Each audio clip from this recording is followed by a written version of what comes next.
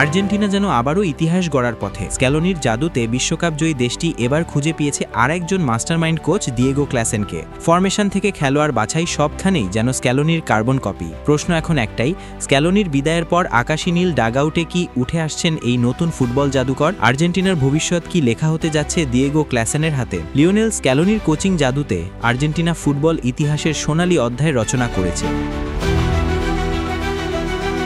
কিন্তু সময়ের নিয়মেই একদিন বিদায় বলবেন তিনিও। কাতার বিশ্বকাপের পর থেকেই চলছে গুঞ্জন, আগামী বিশ্বকাপের পর হয়তো তিনি ইউরোপের কোনো ক্লাবে যোগ দেবেন। তাই এখনই প্রশ্নটা বড় হয়ে উঠছে, স্ক্যালোনির পর কে নেবেন এই সোনালী দলের দায়িত্ব? সেই প্রশ্নের উত্তর যেন ধীরে ধীরে স্পষ্ট হয়ে উঠছে। নাম তার দিয়েগো ক্লাসেন, বয়স মাত্র 47, বর্তমানে আর্জেন্টিনার অনূর্ধ্ব 20 দলের দায়িত্বে আছেন। আশ্চর্যের বিষয়, মাঝারি মানের একটি দল নিয়েই চলমান যুব বিশ্বকাপে আর্জেন্টিনা অপরাজিত থেকে পৌঁছে গেছে সেমিফাইনালে। ফ্র্যাঙ্কো মাস্তান্তোর মতো তারকা ছাড়াই এই দলকে নিয়ে তিনি করে দেখাচ্ছেন এমন কিছু যা এখনই ফুটবল বিশ্বে আলোড়ন তুলেছে। তার কোচিং স্টাইল একেবারে স্ক্যালোনির মতো। মুখস্থ করা কোনো ফরমেশনে বিশ্বাস নেই, প্রতিপক্ষের শক্তি ও পরিস্থিতি বুঝে গড়ে তোলেন নতুন ছক। পছন্দের নির্দিষ্ট কোনো খেলোয়াড় নেই, যে খেলোয়াড় পরিস্থিতির দাবি মেটাবে, মাঠে সুযোগ পাবে সেই। স্ক্যালোনির মতোই ম্যাচে ম্যাচে বদলে দেন পরিকল্পনা। এ কারণেই তাকে বলা হচ্ছে নতুন স্ক্যালোনি। কাকতালীয়ভাবে ক্লাসেনের খেলোয়াড়ি জীবনও অনেকটা মিলে যায় স্ক্যালোনির সঙ্গে। রক্ষণভাগের ফুটবলার হিসাবে ক্যারিয়ার শুরু রিভার প্লেটে, পরে পাড়ি জামান জার্মানির লেভারকুসেনে। সেখানেই খেলেন ইউএফএ চ্যাম্পিয়ন্স লিগের ফাইনালেও। 2001 থেকে 2005 পর্যন্ত খেলেছেন